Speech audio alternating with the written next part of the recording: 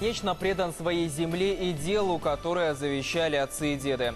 Далай Ганинович Гунгаев стал уже 6-м героем труда в истории Огинского округа и в скором времени будет принимать высокую награду в Москве главы государства.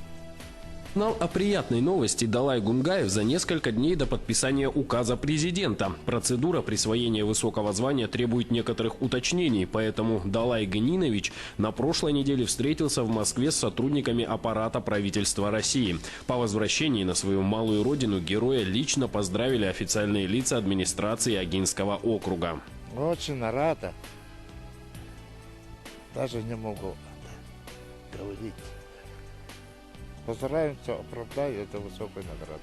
Каждое утро для семьи Гунгаевых начинается одинаково. Нужно с первыми лучами солнца вывести скот, накормить овец, напоить их водой, убрать кошару. Бывают и бессонные ночи, когда идет расплодная кампания. Ягнят зачастую приходится принимать всю ночь, рассказывают животноводы. В эти дни на стоянке Гунгаевых как раз завершается окот. Далай Ганинович начал трудиться чебаном еще со школьной скамьи. И дело свое знает во всех тонкостях. Уже почти 40 лет он вместе с супругой живет в скромном домике в местности Харанамата.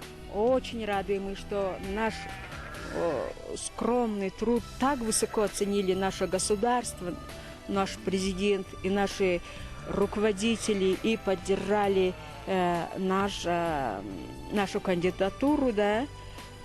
Мы безмерно благодарны. И это очень многому обязывает.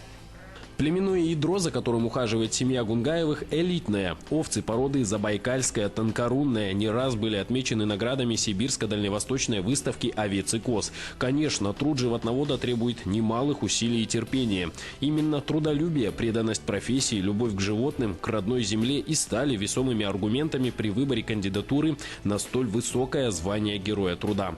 После встречи дорогих гостей чебаны поспешили снова в кошару. Уже наступило вечернее время для кормления молодняка. Забот хватает, но 60-летний Далай Ганинович не собирается останавливаться на достигнутых успехах. Еще все впереди, с уверенностью говорит он.